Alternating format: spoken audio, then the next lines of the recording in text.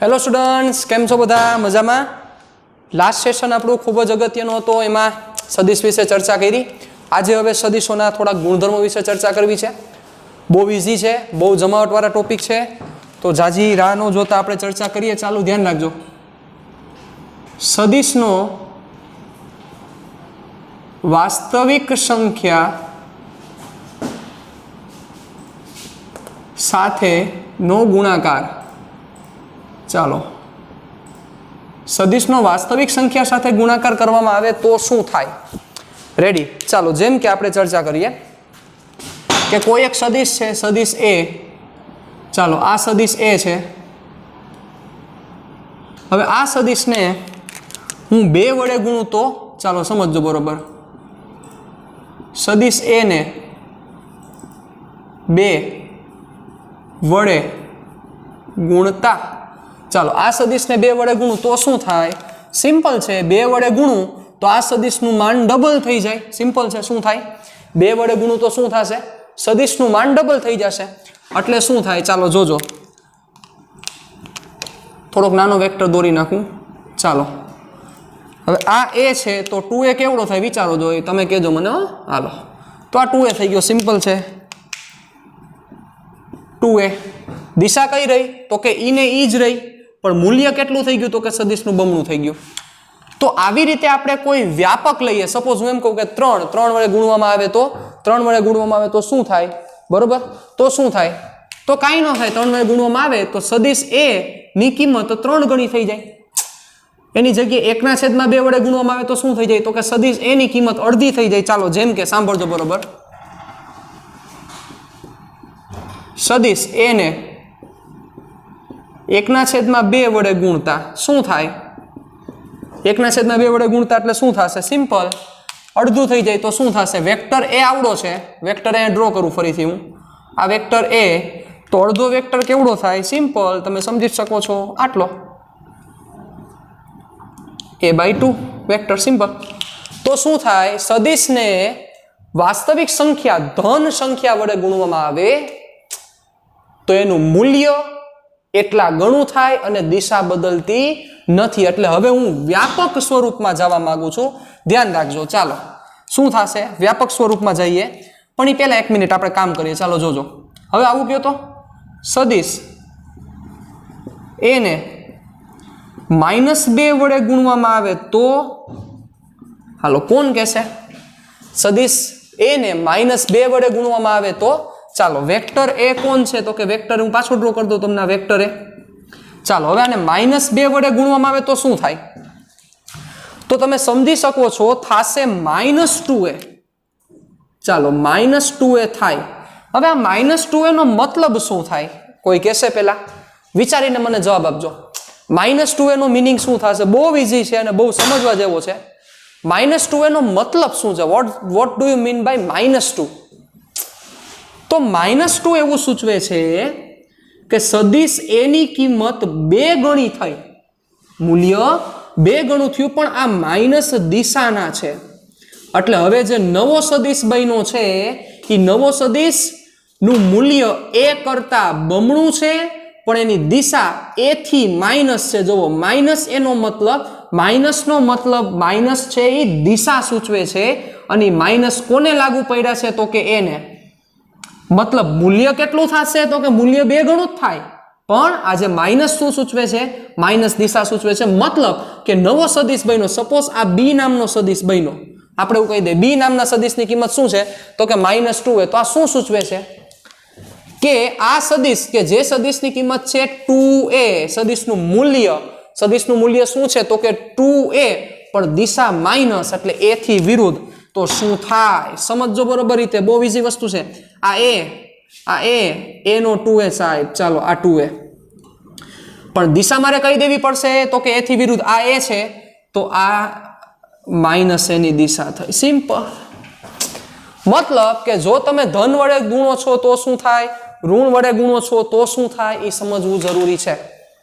ચાલો, તો હવે આપણે વ્યાપક સ્વરૂપમાં જઈએ. ચાલો, હજી એક વસ્તુ તમને શીખવાડી દઉં આમાં, એટલે તમને પરફેક્ટ ક્લિયર થઈ જાય, કોઈ પ્રશ્ન ન રહે. ચાલો, હજી એક વસ્તુ આપણે એડ કરી દઈએ. સદિશને, ચાલો જોજો, સદિશ એ ને માઇનસ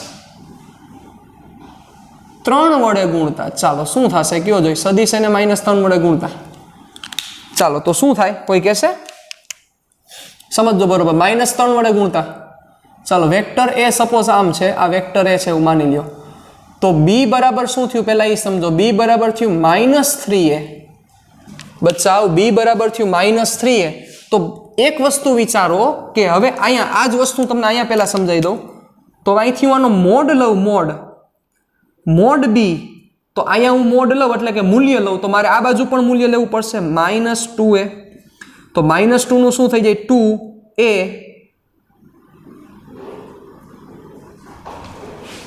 2a, એટલે કે બી નું માન, ચાલો -2 ને 2 થઈ ગયા, અને એનું માન આ રીતે દર્શાવાય છે, સદિશનું માન કેવી રીતે દર્શાવાય છે તમને ખબર છે, તો આનું શું થયું કે બી નું માન એ કરતા બમણું છે, પણ આ માન આવ્યું, પણ દિશા માટે તો કે માઇનસ આવ્યા, એ માઇનસ છે દિશાના, કેના માઇનસ છે તો કે દિશાના, ઈ માઇનસ સૂચવે છે, એટલે આ થયો તમારો બી. એવી જ રીતે તમે અહીંયા કરો તો બી બરાબર -3a છે, તો અહીંયા તમે therefore મોડ બી લ્યો તો શું થાય, -3a નો મોડ, -3 એટલે 3 મોડ એ, કારણ કે મોડ 2 ને લાગુ પડે, -3 ને લાગુ પડશે ને એને લાગુ પડશે, એટલે 3 મોડ એ, તો શું થાય તો કે બી જે બનશે એ a કરતા 3 ગણો બનશે, પણ દિશા એ થી વિરુદ્ધ હશે, ચાલો 3 ગણો, આ બી કે જેની કિંમત કેટલી છે -3a. તો હવે હું વ્યાપક રીતે ચર્ચા કરું, ધ્યાન રાખજો, જોજો બરોબર રીતે, સદિશ ને લેમડા કે જ્યાં લેમડા >0 વડે ગુણતા,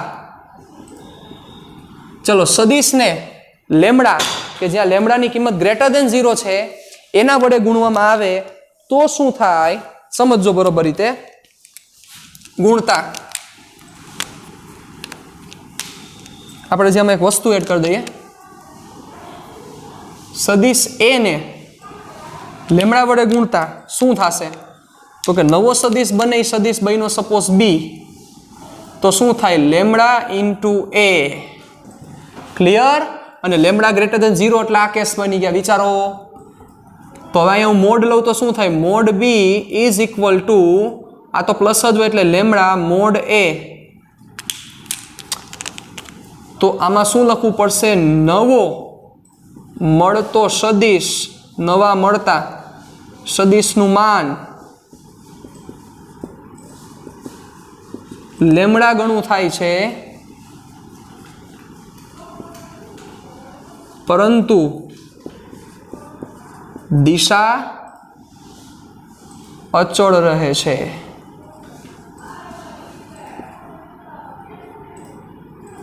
દિશા અચળ રહે છે, નવા મળતા સદિશનું માન લેમડા ગણું થાય છે, પરંતુ દિશા અચળ રહે છે, દિશા બદલાતી નથી. ચાલો જેમ કે હજી એક આપણે એક્ઝામ્પલ લઈએ, ચાલો આ વેક્ટર એ, તો આ વેક્ટર થયો 1.5a, દિશા એ નહીં છે, કાંઈ ફરતું નથી. ચાલો હવે જો ઋણ વડે ગુણવામાં આવે તો શું થાય,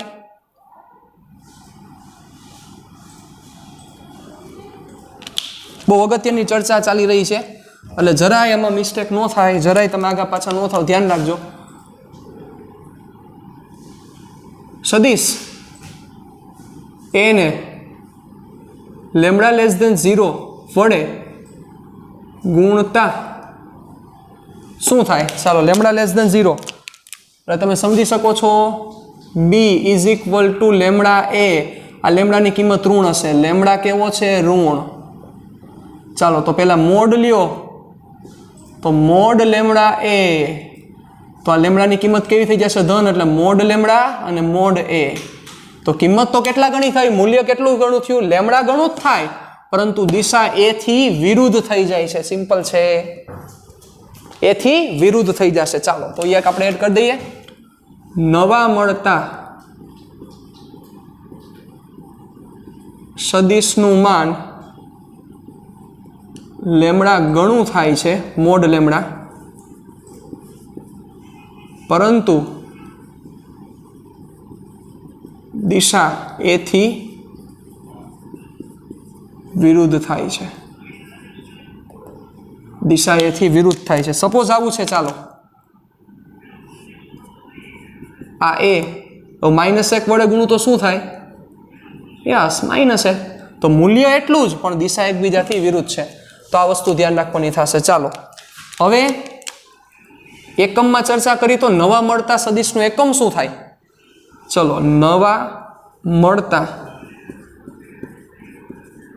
સદિશનો એકમ,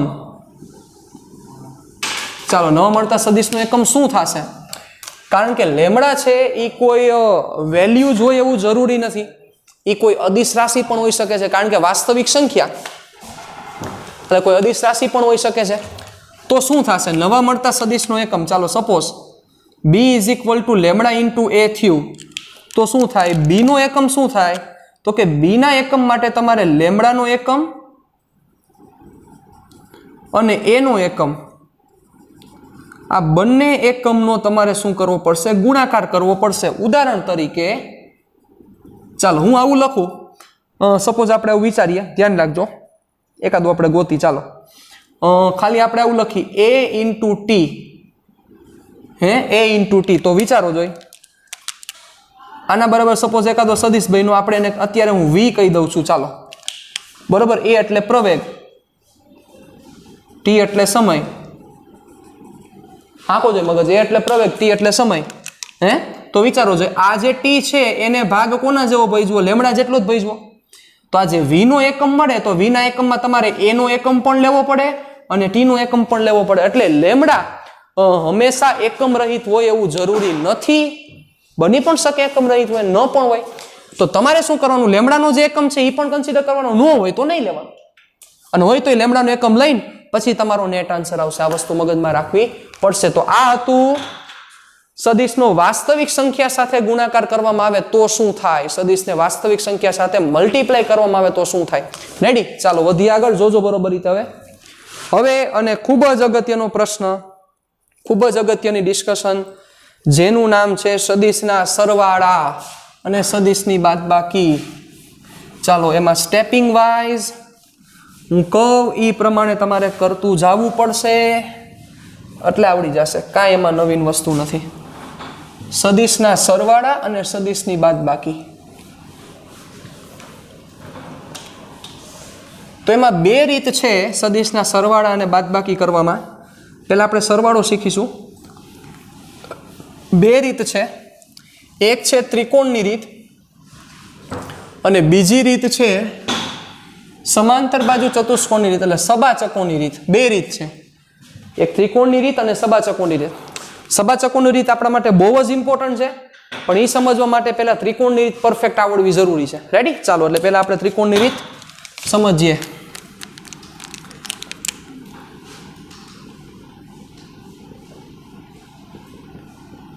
સદિશોના સરવાળા માટે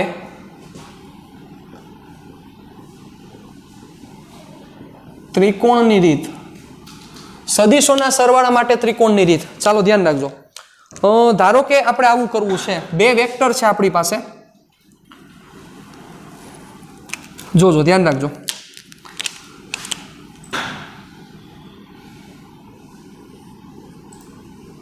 વેક્ટર એ અને આ વેક્ટર બી. રેડી? આપણે શું કરવું છે? સરવાળો કરવો છે, એટલે આપણે આ ફાઇન્ડ કરવું છે, r = a + b. એટલે મારે a + b થાય, a અને b નો સરવાળો થાય એવો સદિશ મારે લઈ આવવાનો છે. મતલબ આ સદિશને બીજા શબ્દોમાં બહુ જ અગત્યનું નામ છે પરિણામી સદિશ કહે છે, જેને ઇંગ્લિશ નામ કે જે મોટા ભાગે હું યુઝ કરીશ રિઝલ્ટન્ટ વેક્ટર.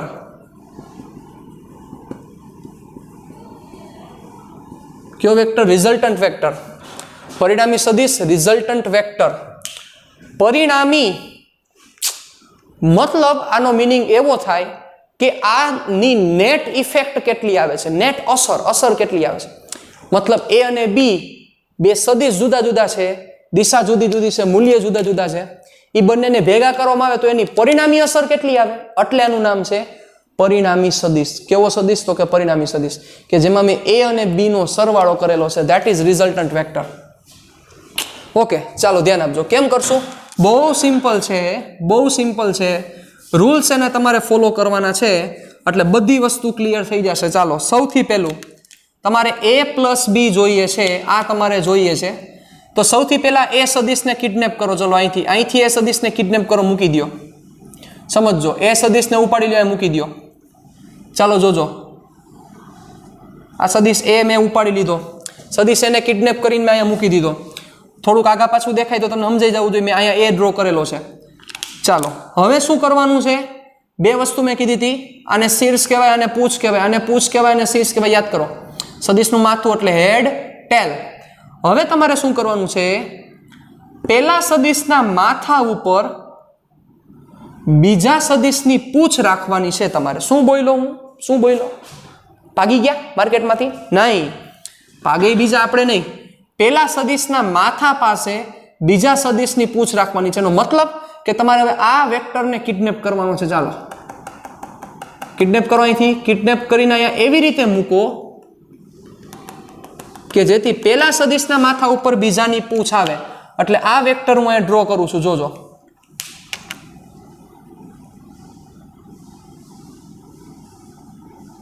આવી ગયો બી, અહીંયા આવી ગયો કે નહીં? પેલા સદિશના માથા ઉપર મેં બીજાની પૂછ રાખેલી છે. થોડોક મોટો વેક્ટર છે પણ તમે હવે સમજી જાજો. પેલા સદિશના માથા ઉપર બીજાની મેં પૂછ રાખેલી છે, જોવો. ઓકે, ફરીથી પેલો સદિશ ઉપાડી લ્યો, પેલા સદિશને કિડનેપ કરી લ્યો. પેલા સદિશના શીર્ષ ઉપર બીજા સદિશની પૂછ રાખવાની છે, બીજાની પૂછ. હવે રિઝલ્ટન્ટ વેક્ટર કયો મળશે? સાંભળજો બરોબર રીતે.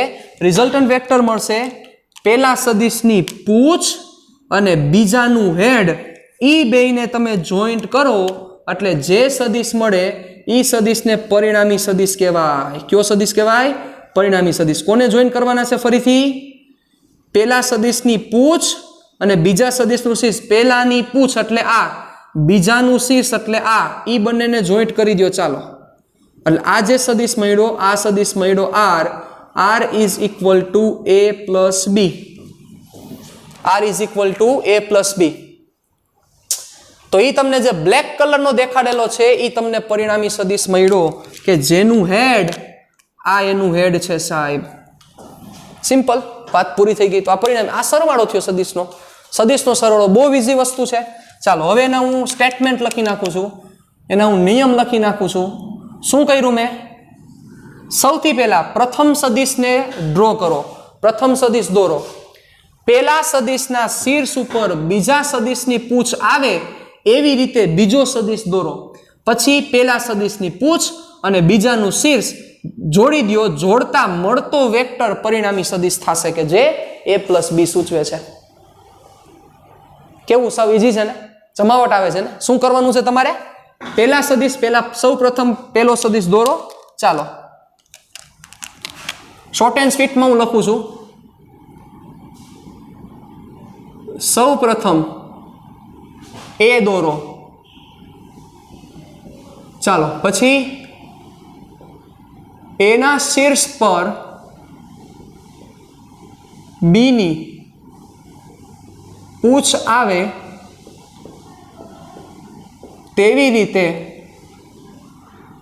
બી દોરો. અને ત્રીજો નિયમ હાવ પૂરું થઈ ગયું. એની પૂછ અને બીના શીર્ષને જોડતો સદિશ r મળે. ને જોડતો સદિશ તમને કયો મળશે? તો કે સદિશ r. પૂરું થઈ ગયું. ચાલો પ્રેક્ટિસ કરશે એટલે વધારે બેટર થશો તમે એમાં. ચાલો જોજો, આ એના રૂલ્સ. 3 રૂલ્સ છે, બહુ ઇઝી રૂલ્સ છે. સૌ પ્રથમ પહેલો સદિશ દોરો, પેલા સદિશના શીર્ષ ઉપર બીજાની પૂછ આવે એવી રીતે બીજો સદિશ દોરો. પછી પેલાની પૂછ અને બીજાના શીર્ષને જોઈન કરી દો. તમારો રિઝલ્ટન્ટ વેક્ટર થઈ ગયો. ચાલો ભાગોમાં. સૌથી પહેલો વેક્ટર સી અને વેક્ટર ડી. ચાલો આપણે શું કરવાનું છે? we want c plus d. it means resultant vector is equal to c plus d. એટલે c plus d, c અને d વેક્ટર છે એ બંનેનો સમ કરવાનો છે. Addition of the vectors. એ આપણે અત્યારે ડિસ્કશન કરી રહ્યા છીએ. ચાલો કેવી રીતે કરશું? ચાલો કયો. બહુ ઈઝી વસ્તુ છે. હાલો હાલો હાલો હાલો હાલો. સૌથી પહેલા પેલો સદિશ દોરો. ચાલો પહેલા સી ઉપાડો. સી ને કિડનેપ કરો અહીંથી. હાલો દોરી નાખો સી. ચાલો હવે પેલા સદિશના એટલે હવે અહીંયા એ એટલે એની જગ્યાએ સી, સી ના શીર્ષ પર બી એટલે બી ની જગ્યાએ ડી ની પૂછ આવે તેવી રીતે બી દોરો. ચાલો પેલા સદિશના શીર્ષ ઉપર બીજાની પૂછ આવે તેવી રીતે બીજો સદિશ દોરો. ચાલો હવે અહીંથી બીજો સદિશ દોરવાનો છે તમારે.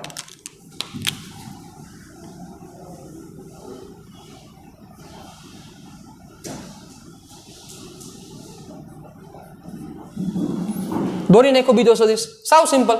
હવે શું કરવાનું? પહેલાની પૂછ અને બીજાનું શીર્ષ ને જોડતો જે સદિશ મળે એ સદિશ તમારો થાય પરિણામી સદિશ. That is R is equal to C plus D. કેટલું ઇઝી છે, કેટલું સરળ છે. રેડી? ડન. ચાલો હવે વધીએ આગળ. જોજો હજી એક આપણે એક્ઝામ્પલ લઈ લઈએ. તમે મૂંઝાવા ન જોઈએ બચ્ચાઓ, આવડી જવું જોઈએ પરફેક્ટ. ચાલો આ વેક્ટર છે x, આ વેક્ટર છે y. ચાલો આનો સરવાળો કરવાનો છે. ચાલો શું થશે આનું રિઝલ્ટન્ટ ડાયરેક્ટ. હવે પહેલો સદિશ ઉપાડી લ્યો, કિડનેપ કરો પહેલા સદિશને. હાલો પહેલો સદિશ.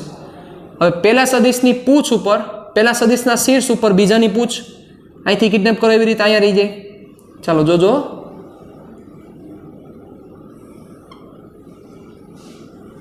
રેડી? હાલો પહેલાનું પૂછ અને બીજાનું શીર્ષ બેને જોઈન્ટ કરી દો.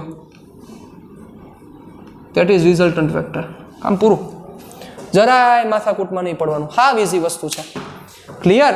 પાંધવચકા પ્રોબ્લેમ ડન. રેડી? ચાલો હવે અગત્યનો ગુણધર્મ સરવાળા માટે સૌથી પહેલો ગુણધર્મ ક્રમનો નિયમ. ચાલો ગુણધર્મમાં પહેલો ગુણધર્મ ક્રમનો નિયમ. ચાલો તો ક્રમનો નિયમ શું કહે છે કે a પ્લસ બી બરાબર બી પ્લસ એ. એટલે કે એમાં બી એડ કરો કે બીમાં એડ કરો બંનેનો આન્સર સેમ આવે. મતલબ સદિશો ક્રમના નિયમનું પાલન કરે છે, આ એવું કહેવા માંગે છે. ચાલો વિચારીએ. ચાલો સૌ સિમ્પલ છે. લઈ લ્યો પાલો. હાલો પેલા ગમે તે બે વેક્ટર ઉપાડી દો.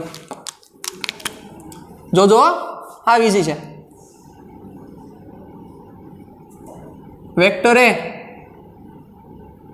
હવે વેક્ટર બી કેમ દોરશું કયો? આવો રાખીએ. હાલો આ વેક્ટર બી. ચાલો તો સૌથી પહેલા a પ્લસ બી કરો. ચાલો સૌથી પહેલા a પ્લસ બી ડ્રો કરીએ આપણે. a પ્લસ બી શું થશે? પહેલા પહેલો વેક્ટર, પહેલા વેક્ટરનું કિડનેપ કરો. હાલો હવે પહેલા વેક્ટરના હેડ ઉપર બીજાની પૂછ. હાલો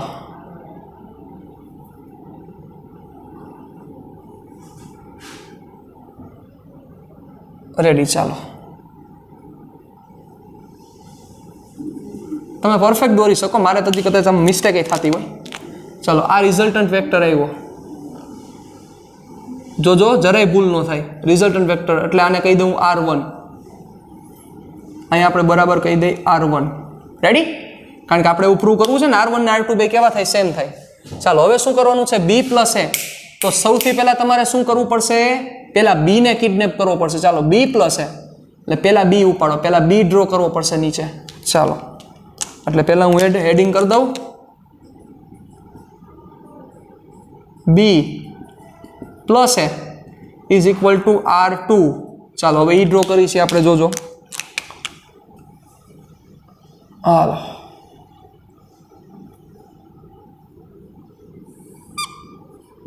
આ બી પ્લસ એ. હાલો તો બી ના હેડ ઉપર એની પૂછ. હાલો હવે અહીંથી એ મૂકવાનો છે તમારે.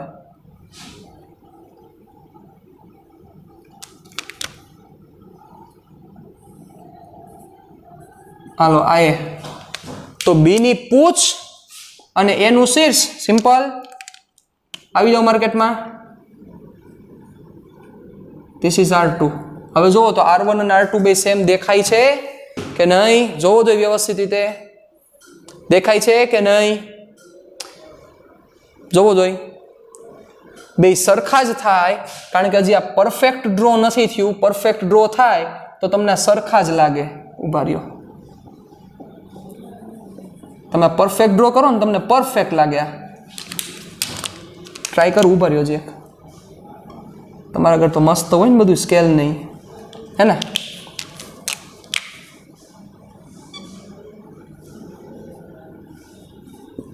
જોવો જોઈએ. ચાલો હવે સારા એવા લાગે છે. તો જુઓ, આ R2 છે, એ જ R2 છે, R1 છે, કાંઈ ફેર ન પડે. તો અહીં R1 is equal to R2, મતલબ કે ક્રમના નિયમનું પાલન થાય છે, કાંઈ ફેર નથી પડતો. હજી બીજું એક નાનકડું એક્ઝામ્પલ લઈ લઉં એટલે વસ્તુ ક્લિયર થઈ જાય તમને સાવ. જોજો, વેક્ટર A અને વેક્ટર B. ચાલો આમાં A પ્લસ B આમાં B પ્લસ A કરો છો એટલે હમણાં તમને ખબર પડી જશે. ચાલો આ A, એના શીર્ષ ઉપર B ની પૂછ, આ B, ધીસ ઇઝ રિઝલ્ટન્ટ, આ R1. ચાલો હવે B પ્લસ A કરો જોઈએ એટલે પહેલા B લેવો પડશે ને.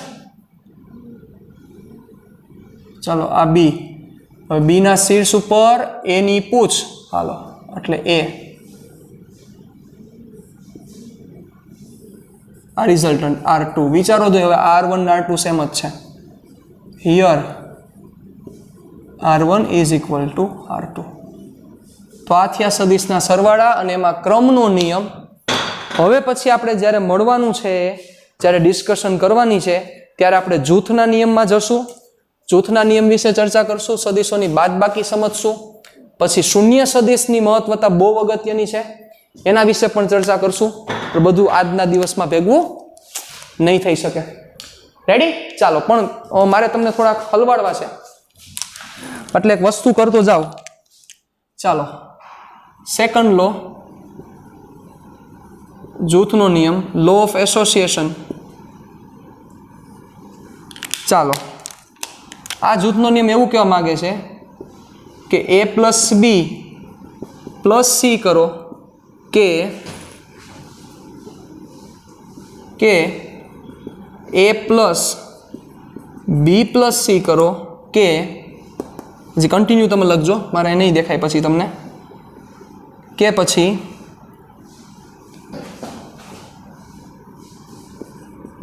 A plus C plus B કરો.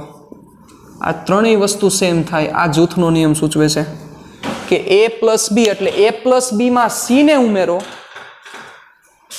કે પછી A માં B પ્લસ C ને ઉમેરો કે પછી A પ્લસ C માં B ને ઉમેરો. બધી વસ્તુ સરખી છે કે જે આપણે ત્રણ વેક્ટર્સ લઈને પ્રૂવ કરવું પડશે, કારણ કે ત્રણ વેક્ટર્સ આવી ગયા છે. હવે ત્રણે ત્રણ વેક્ટર્સ હું તમારી સામે ડ્રો કરી નાખું છું, બરોબર? પછી તમે હોમવર્કમાં પણ કરી શકો છો, હોમવર્કમાં દેખાડી શકો છો. ચાલો, ત્રણ વેક્ટર્સ હું આપી દઉં તમને. આ A, આ B અને આ C. ચાલો, આ A, B અને C. રેડી? ડન? તો તમારે આ વસ્તુ આપણે દર્શાવવાની છે કે આ બંને સેમ થશે. આમાં આપણે ગમે તે બે પરિણામ આપશું એટલે A પ્લસ B માં C એડ કરશું, બરાબર, A માં B પ્લસ C એડ કરશું. ત્રણેય આપણે સાબિત નહીં કરીએ, ગમે તે બે સાબિત કરશું એટલે તમે સમજી જશો કે આ ને આ હરખા થાય તો પછી આ ને હરખા થઈ જ જાય. સિમ્પલ વસ્તુ છે, પણ જેની ડિટેલમાં ડિસ્કશન આપણે નેક્સ્ટ લેક્ચરમાં કરશું. તમે આ હોમવર્કમાં કરી શકો છો. Ready? We will meet in next lecture. Tata bye bye, see ya, फिर मिलेंगे चलते चलते.